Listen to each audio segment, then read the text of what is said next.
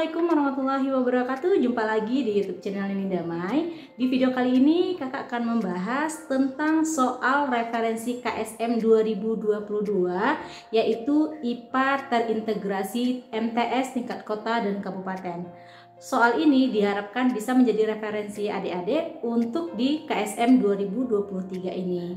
Nanti juga akan kakak bahas tentang strategi atau skill dalam menjawab soal-soal itu seperti apa sehingga lebih memaksimalkan penggunaan waktu. Karena kita tahu bahwa soal KSM itu identik dengan soal yang sangat panjang. Nanti akan diajarkan sekaligus tips atau skill menjawab soal-soal KSM. Nah adik-adik, tonton video ini sampai habis dan jangan di skip, karena untuk bagian pertama ini akan kakak bahaskan 20 soal pertama untuk IPA MTS. Oke, simak pembahasannya, kita mulai. Baik, kita bahas soal yang pertama. Berikut ini adalah macam-macam air suci tidak mensucikan yang berasal dari tumbuhan. Yang pertama, air nira dari bunga pohon siwalan. Yang kedua, air yang keluar dari hitatoda. Yang ketiga, air kelapa di pantai. Yang keempat, air dari perasan tebu. Pertanyaannya adalah, jenis-jenis air tersebut yang memiliki konsentrasi zat terlarut paling rendah adalah air nira. Air nira dari bunga pohon siwalan. Berarti itu kan adalah hasilnya ya, kayak saripati gitu yang keluar dari sebuah pohon, pasti banyak zat terlarut. Air yang keluar dari hitatoda yang kita sebut dengan peristiwa gutasi, keluarnya air karena kelebihan air dari tumbuhan tersebut karena tekanan akar dan berkurangnya laju transpirasi, sehingga kelebihan air tadi dikeluarkan melalui hitatoda di bagian tepi-tepi daun. Itu air tersebut adalah air murni saja, tetap yang tidak ada zat terlarutnya atau zat terlarutnya paling rendah. Ini tidak. Kemudian air kelapa di pantai, bentar dulu. Yang ini tidak, ini iya. Air kelapa di pantai, iya, zat terlarutnya paling banyak di sana, juga banyak di sana. Air perasan tebu paling banyak zat terlarut. Jadi yang paling rendah zat terlarutnya yaitu tentu air yang keluar dari hitatoda atau yang kita sebut peristiwa gutasi, yaitu yang B. Oke, kita lanjut soal yang kedua. Menurut sebuah penelitian, nasal irrigation memiliki manfaat untuk mengatasi sinusitis akut maupun kronis serta mampu membersihkan lendir dan mikroba dari nasofaring. Ini tentang bagian hidung ya, bagian saluran hidung. Nah, amalan nasal irrigation pada saat umat muslim wudhu ketika sedang. Nah, ketika sedang apa nih dibersihkan saluran di hidung kita ini? A, yaitu pada saat madmadah. B, istinsyak istinsar. C, masyurosi. D, masul uzunaini. Nah, kita bahas dulu satu-satu ya. Kalau madmadah itu dalam bahasa Arab yang artinya, kalau di Indonesia kan artinya berkumur-kumur. Kalau istinsyak istinsar itu artinya adalah memasukkan air ke dalam hidung dan mengeluarkan. Nah, kalau masyurosi itu artinya mengusap kepala. Mengusap kepala atau kita sebut bagian rambut di kepala. Kemudian kalau masul uzuna ini itu mengusap telinga. Nah, jadi yang mana nih yang membersihkan saluran hidung pada saat kita berwudu? Tentu yang B. Istinsyak istinsar. Oke, kita masuk ke soal yang ketiga. Seseorang memiliki kelainan genetik berupa sindrom Klinefelter. Sindrom Klinefelter ini akibat kelebihan kromosom X di sel somatiknya. Jadi dia harusnya XY ya. Tapi karena dia kelebihan kromosom X, jadi XXY. Berarti dia bisa juga disebut dia cerminan keperempuanan. Nah, tuh gitu. Keperempuanannya lebih dominan. Padahal dia sebenarnya laki-laki, tapi dia sifat keperempuanannya lebih dominan. Salah satu contohnya misalnya ukuran testisnya itu lebih sangat kecil dan ukuran payudaranya itu besar. Jadi dia bingung kita nih, dia ini laki-laki sebenarnya atau perempuan. Tetapi karena dia kelebihan kromosom X, berarti dia sifat keperempuanannya lebih dominan. Nah, secara fikih dia dapat menjadi imam sholat bagi manusia yang memiliki gonosom. Oke, saya jelaskan dulu. Gonosom itu kalau XY kemudian XX, XY itu melambangkan laki-laki gonosomnya, kalau XX itu perempuan. Nah, berarti apa? Secara fikih dia hanya bisa mengimami sholat bagi apa? Bagi yang perempuan kan? Untuk laki-laki tentu dia tidak bisa karena itu tadi dia sifat keperempuanannya lebih dominan. Berarti di sini kita memilih option jawabannya. Strateginya ya, kalau ada pertanyaan kayak gini, strateginya kita eliminasi. Kita eliminasi, jika ada yang membawa unsur XY berarti kita keluarkan. Kita cek satu-satu. Yang A itu ada XY, berarti salah. Yang B XY-nya juga ada, salah. Yang C XX atau XXX, artinya ini perempuan atau perempuan yang kelebihan lagi unsur X-nya. Berarti ini ya. Yang D itu salah karena ada di sini anak laki-laki atau gonosom yang laki-laki, juga salah. Berarti jawabannya adalah C. Oke, kita lanjut soal yang keempat. Pada surat Al-An'am ayat 99 Allah berfirman yang artinya sebagai berikut. Kami keluarkan dari tumbuh-tumbuhan itu tanaman yang menghijau. Berarti ini kan adalah karena adanya kloroplas, karena ada klorofil ya yang menyebabkan hijaunya pada tumbuhan. Berdasarkan penjelasan ayat di atas, organel sel yang mempengaruhi warna pada tumbuhan memiliki ciri-ciri. Organel sel yang mempengaruhi warna, organel sel yang dimaksud adalah plastida. Plastida ada di dalamnya kloroplas, kromoplas, leukoplas, amieloplas. Nah, jadi organel sel yang mempengaruhi warna tumbuhan pada tumbuhan, ciri-cirinya apa? Mari kita lihat. A. Membran tunggal, tidak ada DNA dan memiliki unit fotosistem 1 dan 2. Oke, ciri-ciri plastida saya tuliskan di sini. Plastida. Membrannya ganda. Dia memiliki membran ganda, kemudian memiliki DNA plastid sirkular atau dia bundar, membulat. Kemudian apa? Ada bagian plastida tertentu yang bisa melakukan fotosintesis. Itu merujuk kepada kloroplas yang memiliki klorofil. Nah, di sini mari kita cek satu-satu.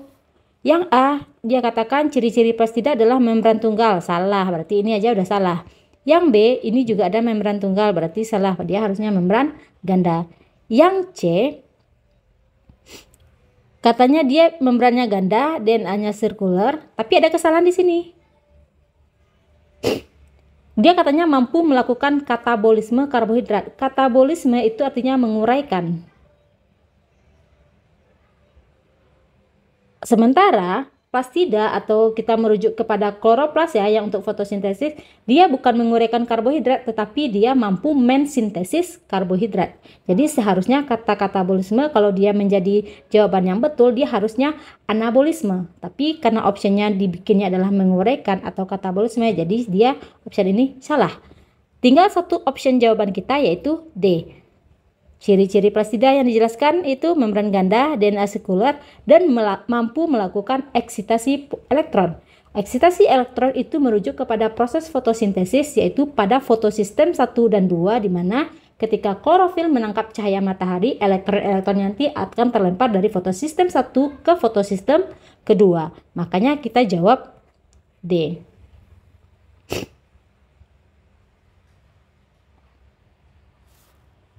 Oke, kita lanjut soal kelima.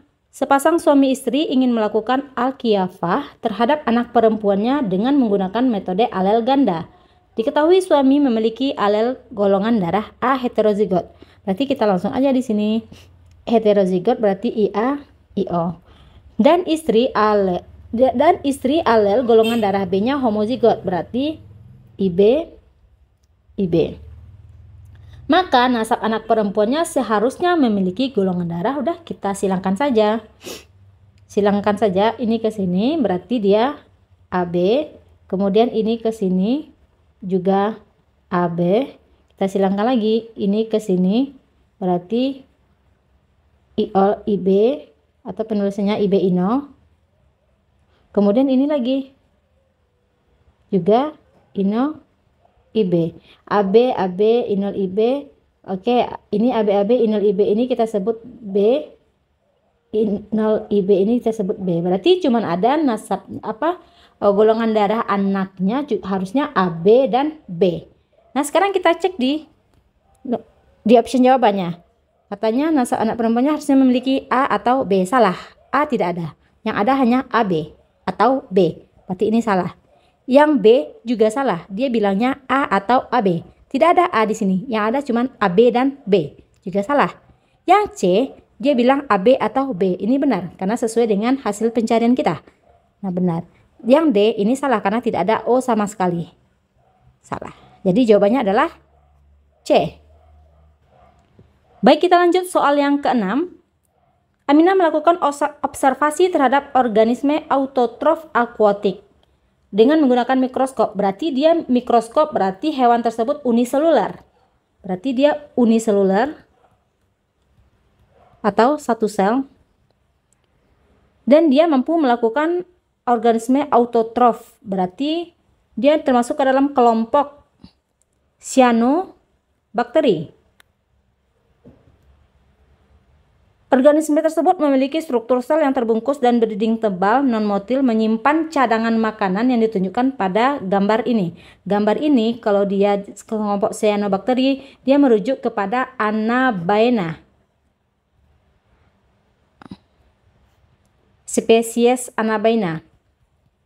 Nah, spesies Anabaena ini dia mampu mengikat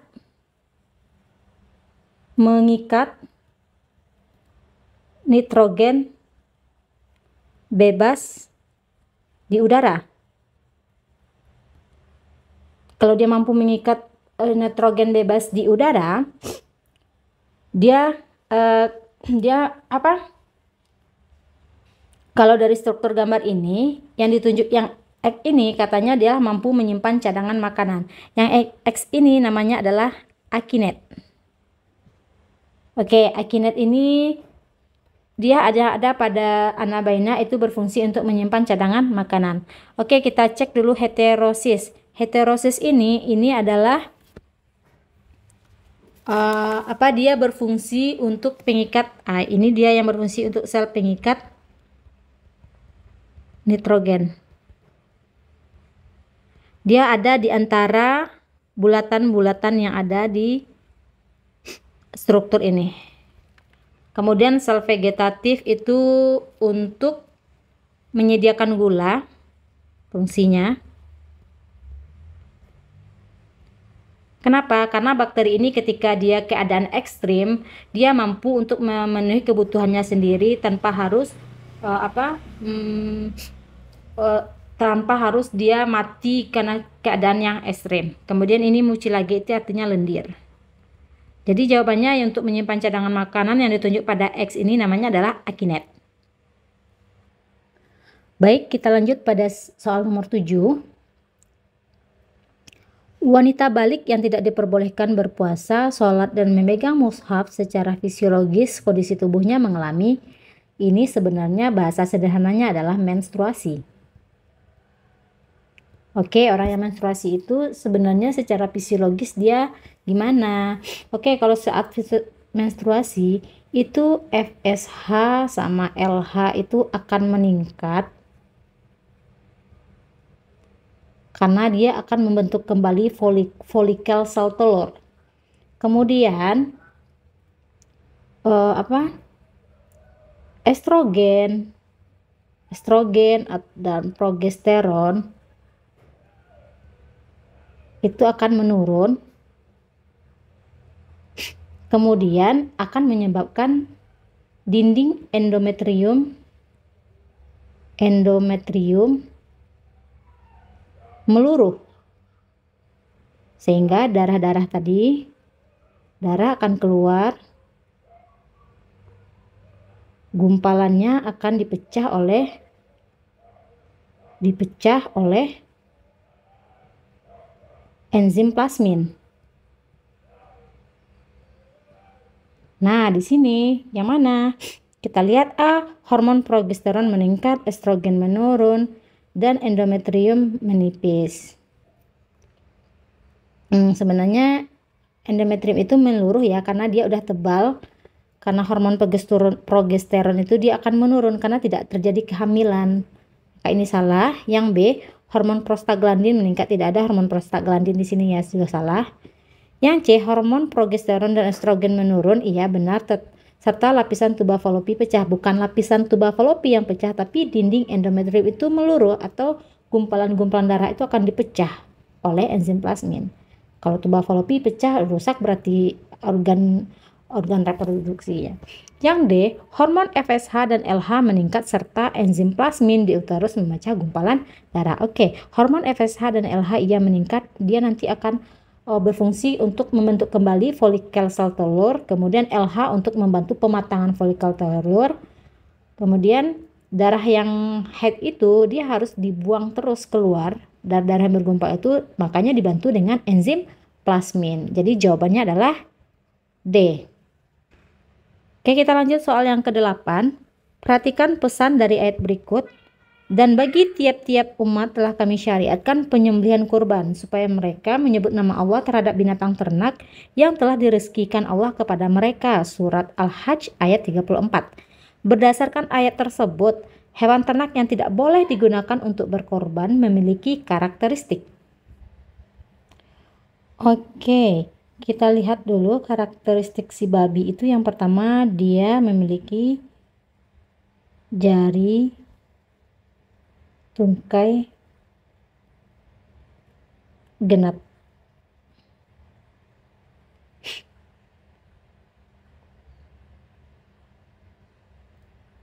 Atau tungkainya itu, jarinya itu tebal.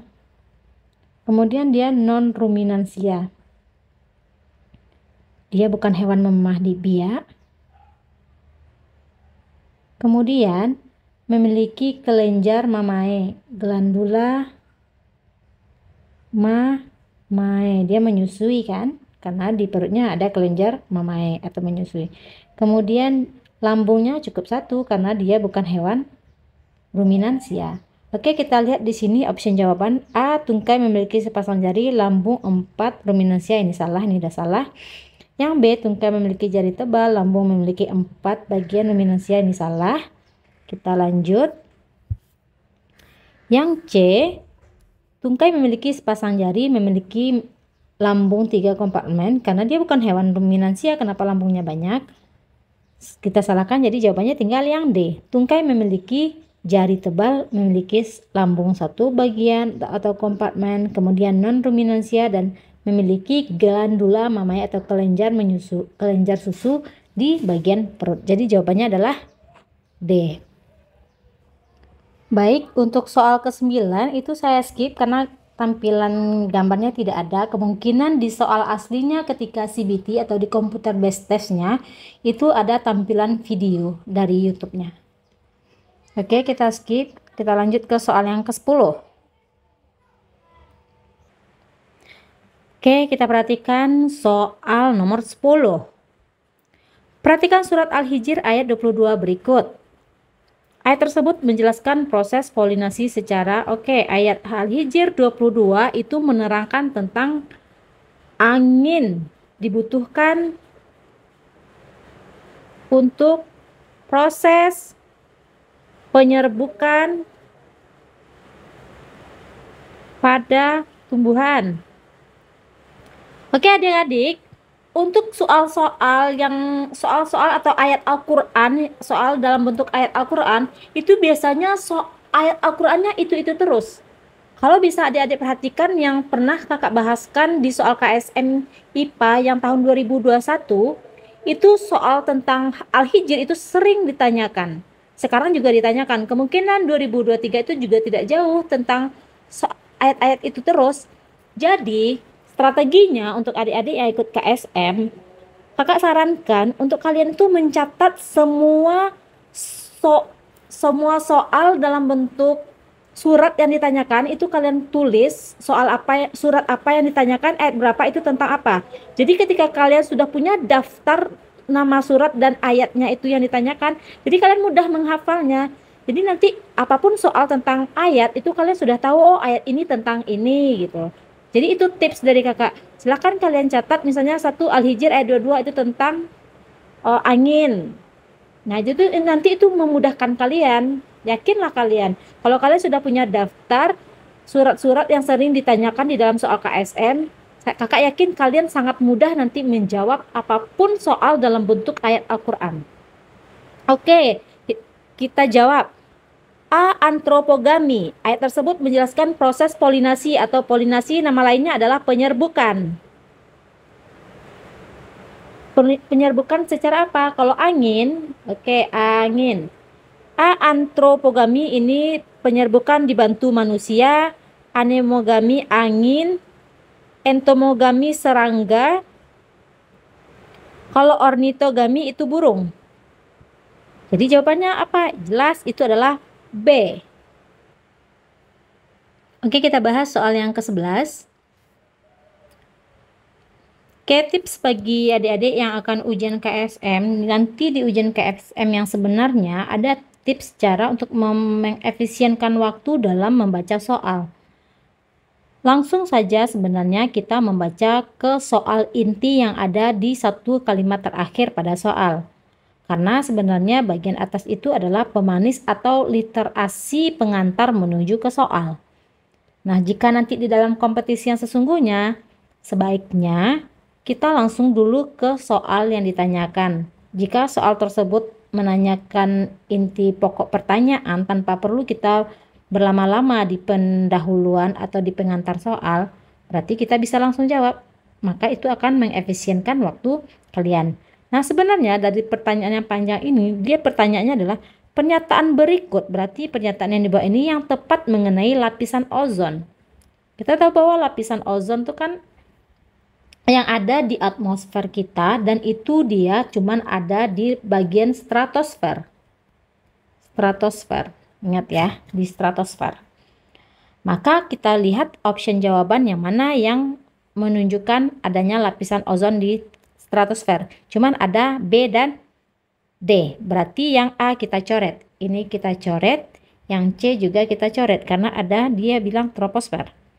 Oke, berarti option jawaban kita cuman tinggal 2. B dan D. Kita lihat yang B. Lapisan ozon di stratosfer menyaring radiasi sinar UVA dan UVB yang berbahaya bagi kehidupan di bumi.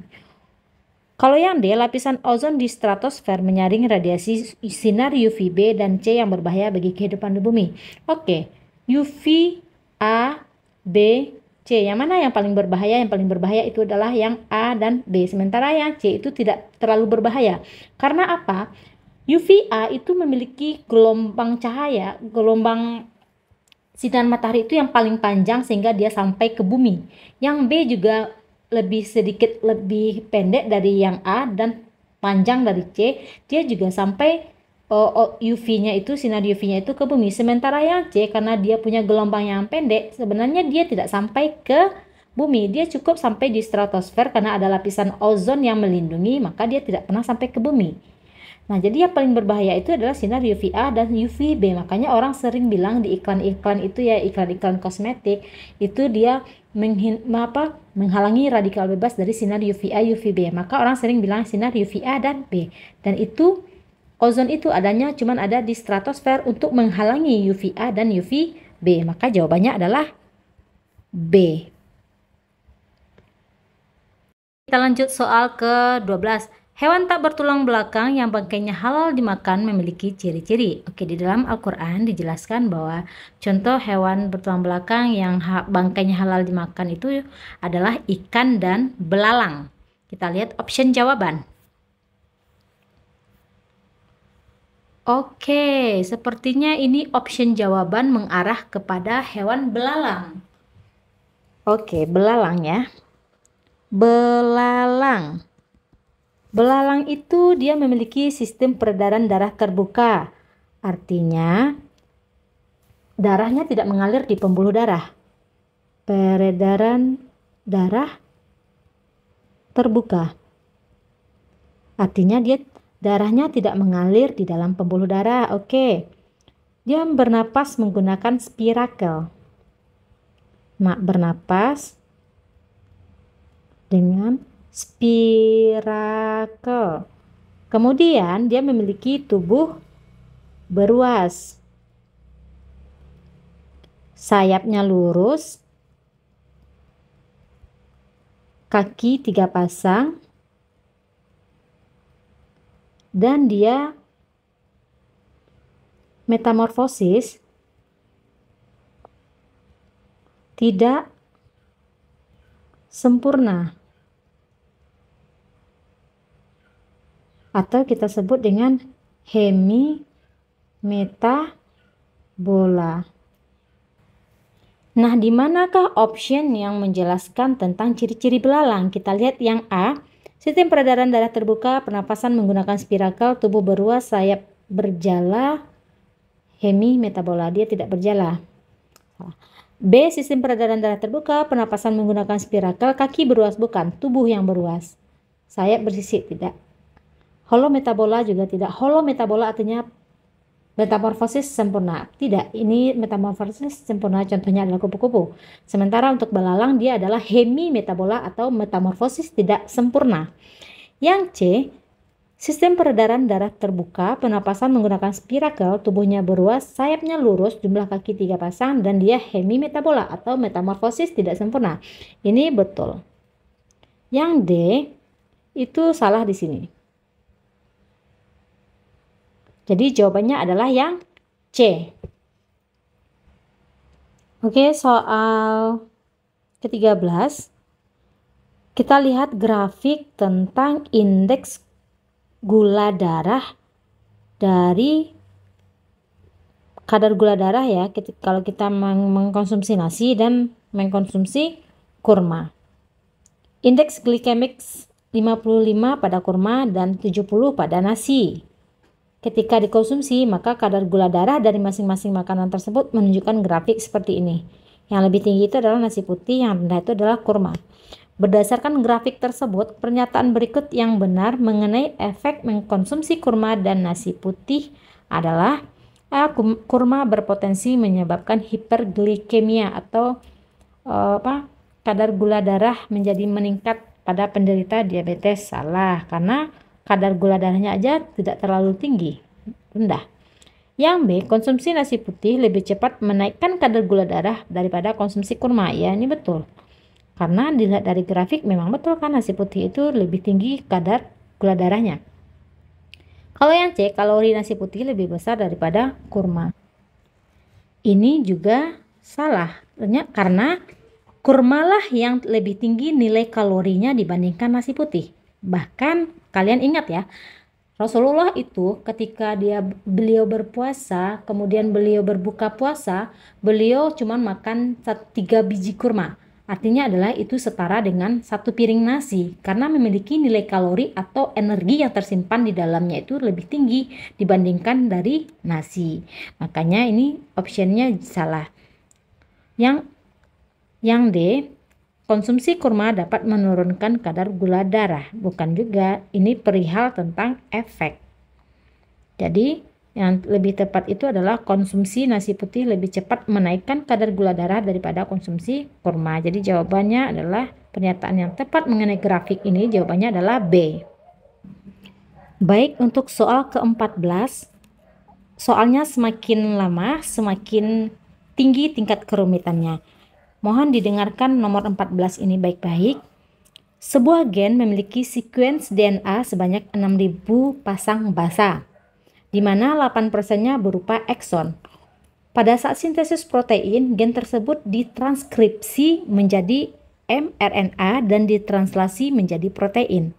Berapa jumlah asam amino yang menyusun protein tersebut? Oke, di dalam sebuah sekuens DNA atau urutan DNA, ada yang namanya ekson, ada yang namanya intron. Ekson ini dia itu nanti akan ditranslasi menjadi urutan DNA, urutan nukleotida yang akan dipakai, nah gitu bahasanya ya, yang akan dipakai dalam pembuatan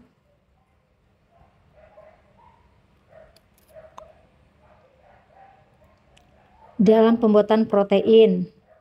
Jadi dia nanti akan disandi-sandi menjadi urutan protein. Sementara untuk intron itu adalah urutan nukleotida yang akan dibuang selama translasi atau pembuatan protein. Nah, jadi berarti cuma 8% dari 6.000 pasang jajaran rantai nukleotida atau DNA tadi yang akan dipakai menjadi urutan nukleotida untuk penyandi protein. Nah, kita cari saja 8% dari 6.000. Berarti 8 kali 6 sama dengan 48. 480. Oke, ini baru 480 urutan atau sequencing DNA. Sekuen DNA. Tetapi dalam untuk membuat sandi-sandi protein dalam sekuen DNA itu akan dikelompokkan 3 urutan DNA-nya baru terbaca proteinnya. Berarti harus kita bagi 480 bagi 3, 480 bagi 3. Oke, hasilnya adalah 160. Berarti 160 inilah jumlah asam amino yang akan menyusun protein. Jadi jawabannya adalah B. Ingat ya, walaupun urutan rangkaian ekson tadi cuma sebanyak 480 urutan sekuen DNA, tetapi untuk membuat sandi asam amino atau protein tadi, dia dikelompokkan 3 sekuen DNA tadi. Jadi makanya 480 itu harus kita bagi 3, sehingga 160 inilah yang akan menjadi kelompok sandi asam amino yang akan disusun menjadi protein. Jadi jawabannya adalah yang B. Baik, kita lanjut soal ke-15 dalam soal bentuk hitungan. Pak Tama memiliki lahan pertanian seluas 8 hektar. Oke, 8 hektar yang ditanami padi dengan menggunakan modal perairan irigasi. Oke, irigasi. Kalau irigasi, nanti ya kita bahas. Pada saat panen, komponen biomasa yang dihasilkan tanaman padi tersebut antara lain akar 10%, batang 35%, daun 15%, dan gabah 40%. Produktivitas biomasa tanaman padi tersebut sebanyak 125 kuintal per hektar. Oke, dia 125 kuintal. Oke, 1 kuintal itu sama dengan 100 kilogram. Berarti 125 kuintal sama dengan 12.500 kg. Nah, dia kan ada 8 hektar, berarti kita kalikan. 8 kali 12.500 dapat 100.000 kg. Dia tanya, jika komponen gabah 7% berupa kulit dan harga beras Rp35.000 per kilogram, maka berapa zakat yang harus dibayarkan? Oke, kita hitung satu-satu dulu. Kita fokusnya ke gabah. Gabahnya kan 40%, 7%-nya adalah kulit. Berarti yang sebenar-benarnya padi itu atau beras itu kan cuman sebesar 33%. Atau cara mencarinya adalah 100 kg. Ini kita pindahkan ke sini. 100 kg biomasa tadi 40%-nya gabah, berarti sebenarnya yang gabah itu biomasanya yang aslinya itu sekitar 40.000 kg. Nah, 7% dari 40 kg ini berarti adalah kulit, berarti 40.000 dikali 7% itu adalah 2.800 kg. Nah, ini akan dibuang nih kulit kan, berarti 40.000 dikurang 2.800. Berarti yang padinya saja, yang padi untuk yang berasnya saja, oke, yang berasnya saja adalah 40.000 dikurang 2.800, hasilnya adalah 37.200 kg. Nah, inilah yang padi saja, yang maksud saya yang beras saja, yang hasil dari padi yang sudah ditumbuk, kulitnya terbuang sekitar 2.800 kg, dan berasnya yang murni itu sekitar 37.200 kg. Nah, sekarang 1 kilonya itu kan dihargai 35.000, berarti 37.200 kita pindahkan ke sini. 37.200 kg beras kita kali dengan harganya per kilo adalah 35.000. Hasilnya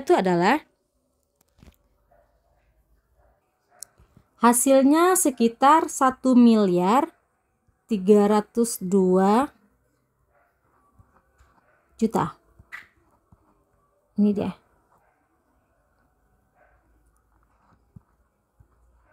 Kalau kalian mempersingkat sebenarnya juga boleh, hilangkan nolnya biar perkaliannya lebih mudah ya. Oke, 1.302 juta. Nah, pertanyaannya adalah berapa zakat yang harus dibayarkan? Ingat ya, dia tadi modal perairannya adalah irigasi. Jika dia irigasi, dia cuman diambil zakatnya itu, zakat itu 5% dari total uang yang kita dapatkan dari menjual beras.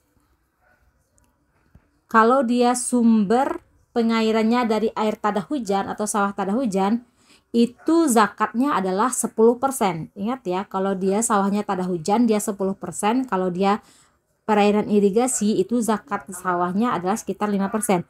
Oke, zakatnya 5% dari 1.302 juta sama dengan 65.100.000. Nah, inilah dia jawabannya, ada di option B. Nah, inilah option jawabannya yang B. Jadi sungguh panjang mencari jawabannya nomor 15.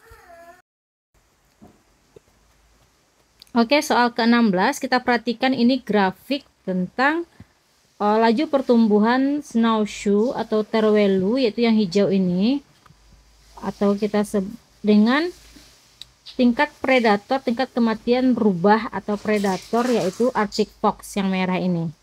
Nah, dinamika populasi kedua spesies tersebut disajikan dalam tabel di bawah. Pernyataan yang benar terkait dinamika populasi kedua spesies tersebut yang tepat adalah pada tahun 1995, kita fokus 95, populasi predator mengalami peningkatan interaksi kompetisi intraspesifik. Oke, kita lihat. Oke, ini tidak terjadi peningkatan interaksi, tapi malahan ini belum terjadi peningkatan karena dia posisi grafiknya di bawah. Yang B, pada tahun 1945 populasi terwelu meningkat. 1945 ini ya. Oke, ini posisinya meningkat akibat laju kematian rubah meningkat. Laju kematian iya. Rubahnya kan semakin meningkat nih kematiannya, otomatis laju pertumbuhan si terwelu juga makin meningkat. Ini sebenarnya betul. Oke, kita lihat untuk jawaban yang C. Pada tahun 1955 populasi terwelu mengalami pertumbuhan secara eksponensial tahun 1955. Oke, secara eksponensial akibat adanya interaksi kompetisi interspesifik dalam populasi rubah. Tapi ini sepertinya ini ada sedikit penurunan, yang kemudian pada tahun 1935 laju pertumbuhan terwelu menurun. 1935 yang ini menurun akibat laju kematian rubah kurang dari 4%. Ini terjadi peningkatan sih sebenarnya. Oke. Yang tepat itu menurut saya yang B. Jadi kalau ada seandainya teman-teman atau adik-adik mau bahas dengan gurunya terkait soal yang ini saya perbesar. Boleh, silahkan. Kalau ada yang keraguan, saya pun sebenarnya kakak pun agak ragu, tapi menurut kakak jawabannya yang tepat itu adalah yang B. Oke, untuk soal ke-17, Anas melakukan penelitian memisahkan pigmen daun dengan metode kromatografi lapis tipis. Hasil penelitiannya seperti ini. Ini yang garis tidak putus-putus itu klorofil A. Kita lihat klorofil A. Dia kemampuan menyerapnya ada di merah sama biru. Biru nah ya. Merah, biru. Itu klorofil A. Kalau beta karoten itu dia berada di hijau ke kuningan, dari ke biru, hijau, kemudian ke kuning. Kalau klorofil B yang putus-putus ini, dia maksimal menyerapnya itu di kehijauan atau kebiruan dan apa ini? Oranye ya. Kita lihat aja dulu deh. Pertanyaannya adalah, berdasarkan hasil pemisahan pigmen daun tersebut, maka pernyataan berikut yang tepat adalah daun yang digunakan dalam penelitian berwarna kuning, pigmen klorofil A efektif menyerap cahaya warna biru, violet, dan merah. Ini tadi. Pigmen daun tersebut disimpan dalam grana dan tilakoid. Yang D, pigmen klorofil B efektif menyerap cahaya warna biru dan hijau. Belum, tidak. Sepertinya tidak, tapi yang lebih tepat itu adalah yang B. Oke, soal nomor 18. Soleha sedang mengamati anatomi batang di mikroskop seperti yang terlihat pada gambar. Batang tersebut ditemukan pada tanaman. Oke, ini Annona squamosa atau buah nona. Buah nona. Ini Colocasia esculenta, itu kayak keladi. Ini Ficus elastica, itu kayak beringin ya. Ini Mangifera indica, itu Anacardiaceae mangga. Kalau kita lihat, ini adalah anatomi batang tumbuhan monokotil. Di sini ini dikotil, ini dikotil, ini dikotil, ini monokotil. Ini jadi jawabannya adalah keladi. Kenapa saya sebut ini adalah monokotil? Karena struktur dari berkas pembuluhnya letaknya tersebar. Nih, dia tersebar, dia tidak membentuk lingkaran atau tidak membentuk lingkar tahun. Jadi bisa dipastikan ini adalah monokotil. Oke, soal 19 dalam bahasa Arab. Ini saya cukup menyerah dulu ya. Oke, langsung ke soal nomor 20. Bagian mata yang mana sel-selnya tidak dialiri oleh pembuluh darah? Jawabannya adalah kornea. Kornea mata kita itu tidak dialiri oleh darah. Oke, adik-adik, itu 20 soal pertama dulu ya, karena durasinya udah terlalu panjang. Nantikan untuk bagian kedua 20 soal lagi. Oke, jangan lupa di subscribe sekarang ya.